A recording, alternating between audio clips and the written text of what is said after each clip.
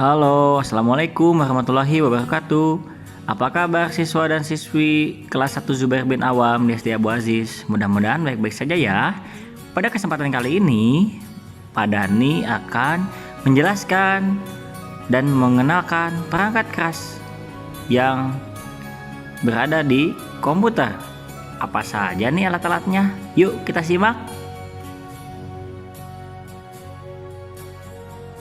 Komputer merupakan suatu alat teknologi yang dihasilkan oleh perkembangan pada zaman hingga saat ini, yang dapat kita gunakan untuk lebih mempermudah untuk melaksanakan aktivitas kita sehari-hari. Contohnya, untuk membuat laporan, untuk membuat surat, untuk melihat berita, ataupun juga untuk siswa kelas SD ini khususnya bisa untuk belajar.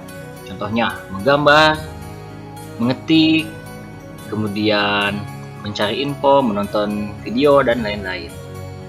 Nah, sebelumnya kita coba perkenalan dulu yuk dengan alat-alat komputer ini apa saja sih. Yang pertama adalah monitor. Hurufnya adalah M-O-N-I-T-O-R, dibaca monitor. Monitor fungsinya adalah untuk menampilkan hasil data yang diolah oleh komputer dalam bentuk video, gambar, tulisan, ataupun yang lainnya.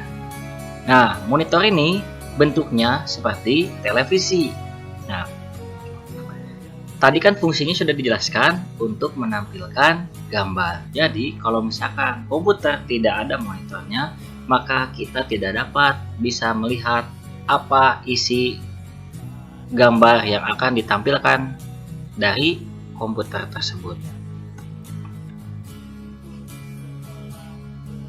Kemudian kita ke alat yang kedua. Alat yang kedua adalah CPU. CPU adalah singkatan, kepanjangannya dari C-nya itu adalah sentral, P-nya adalah processing, U-nya adalah unit atau unit. Jadi, CPU adalah Central Processing Unit yang berfungsi untuk memproses atau mengolah data perangkat komputer. Dan yang satu ini memiliki tugas yang cukup penting dalam sebuah sistem komputer.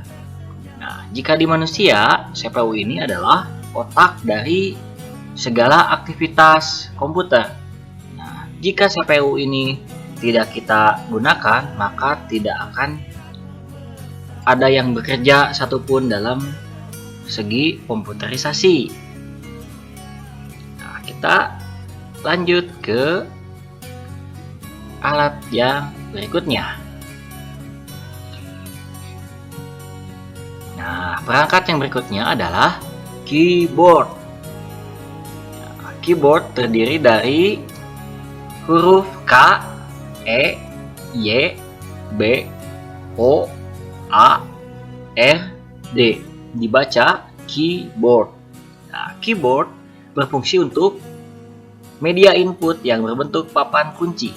Di dalam keyboard sendiri terdapat deretan tombol huruf, angka, simbol, dan tombol perintah yang lainnya.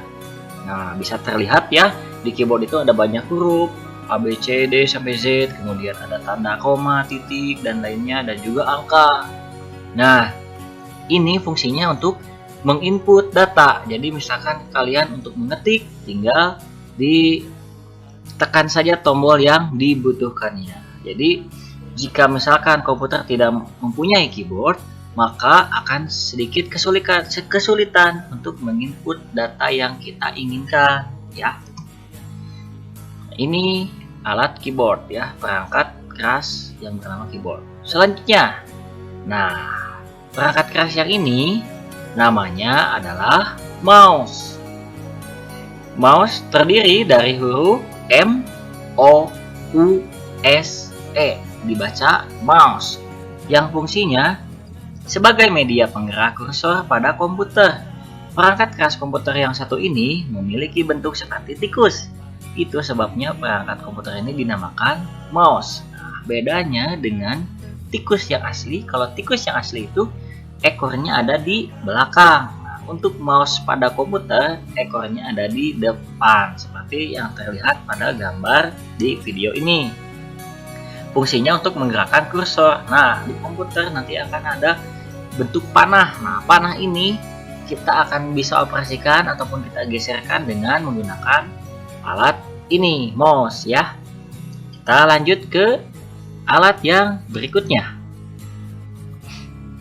Nah, setelah mouse ada alat apa lagi nih?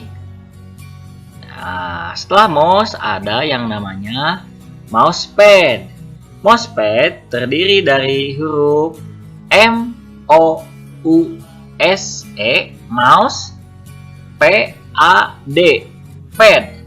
Dibaca mousepad. Ya, fungsinya agar pergerakan kursor dari mouse lebih mudah dan nyaman. Nah, kalau misalkan kita menggunakan mouse tanpa menggunakan mousepad masih bisa. Hanya saja pergerakan mouse-nya akan sedikit lebih tidak nyaman. Nah, jadi kalau misalkan menggunakan mousepad, gerak mouse-nya akan lebih ringan, kemudian lebih enak digunakan mouse-nya.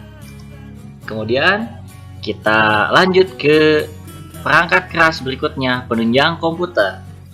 Kemudian ada yang namanya headset atau bisa dibilang headphone. Headset terdiri dari huruf H, E, A, D, S, E, T. Headset yang fungsinya untuk mengeluarkan data audio atau suara pada komputer.